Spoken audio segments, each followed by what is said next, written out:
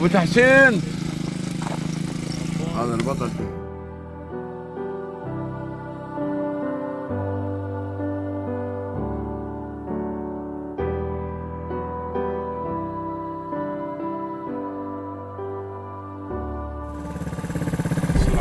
يا الله يا الله، اهلا اهلا اهلا اهلا.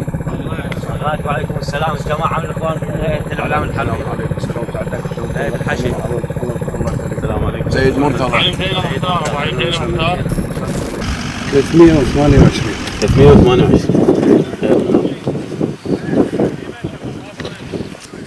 دائما بالضربه الاولى لو بالثانيه تصير؟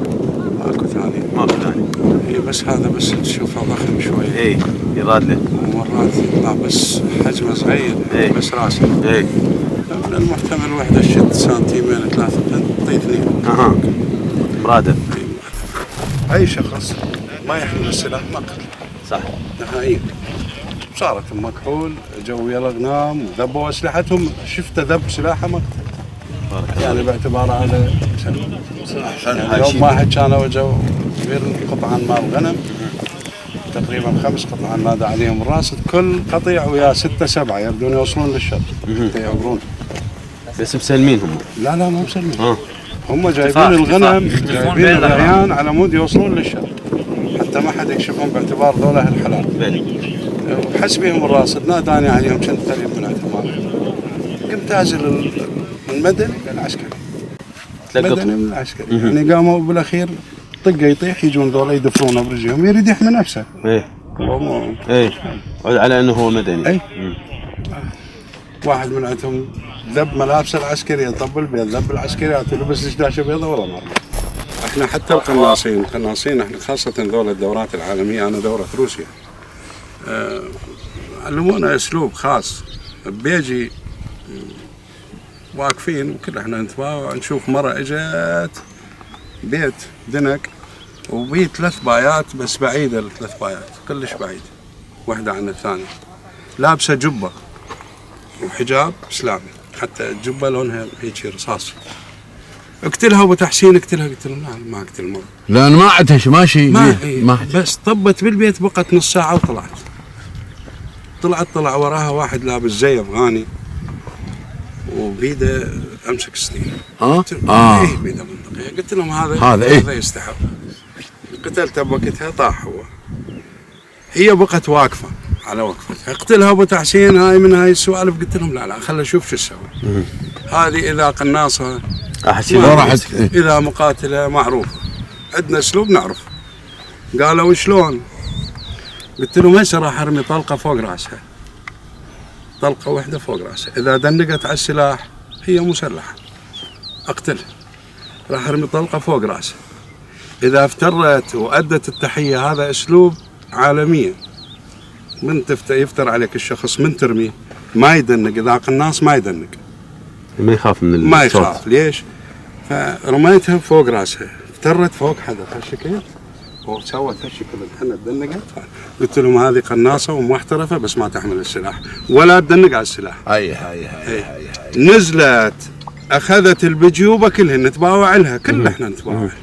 اخذت البجيوبه كلهن والسلاح ما دنقت عليه. ما شاء الله. تدري بالمقابل يعني بس تمد ايدها على السلاح اقتلها. فهي هاي حسب دراساتكم طبعا. هاي هوايه شغلات بالخمس. قال ابو تحسين خلنا نرسم، احنا عندنا خطط حتى ننزل على الشهداء.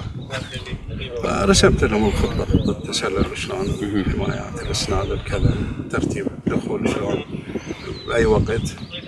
اتفقنا على هذا الاساس. من ضمن النزول ذول الولد الشباب اللي صعدوا اللي هم حمايه امر بالوقت. وياهم وليد صغير سمين اسمه علاء اسمه. هذا كان فوق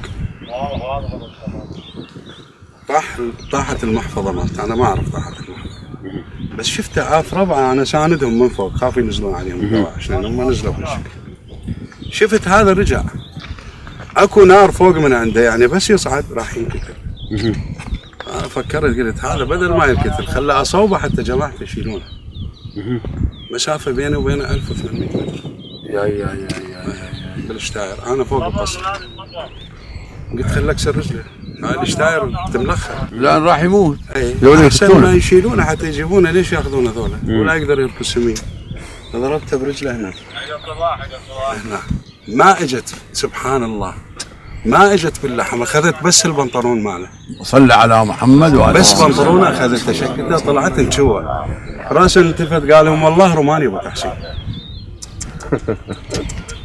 وبينك وبينه 1800 متر. إيه؟ قال لهم روماني ابو تحسين.